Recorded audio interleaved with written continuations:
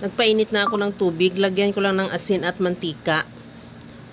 At pagkatapos niyan, ilagay ko na yung 600 grams na macaroni elbow.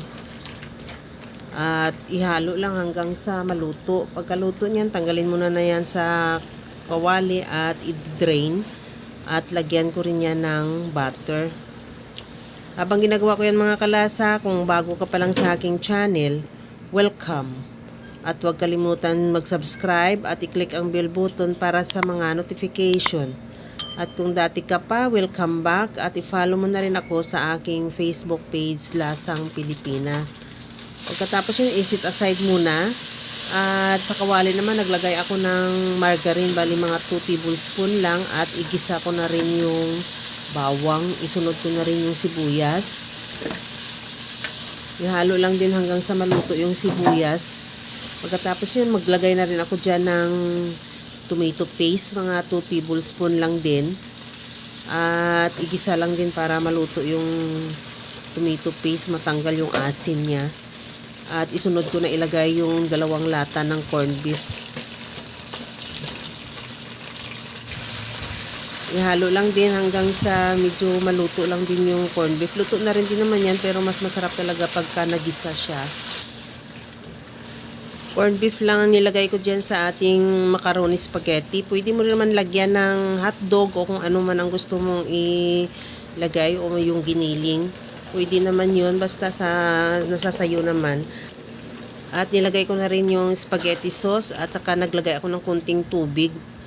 Nilagay ko lang doon sa pinaka-pack ng ating spaghetti sauce para masimot natin. At antayin lang natin kumulo yung sauce.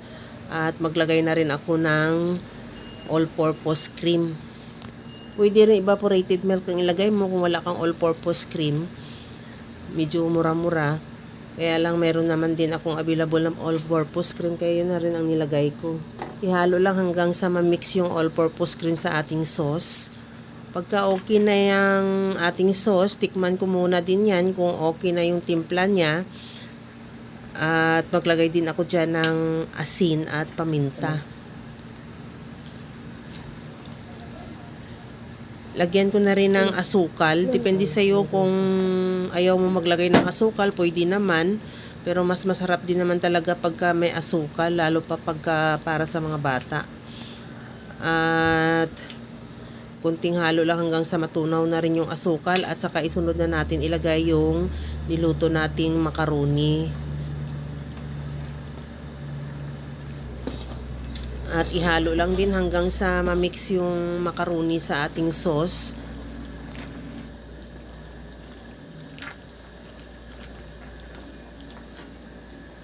Pagka ganito na nahalo na natin ng mabuti, okay na yan.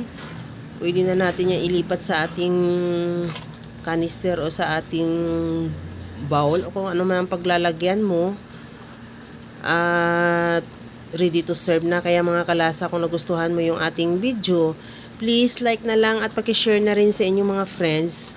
At kung bago ka pa lang sa aking channel, subscribe na at i-click mo na rin ang bell button para sa mga notification. Pagkatapos yan, mag-toppings lang tayo ng grated cheese.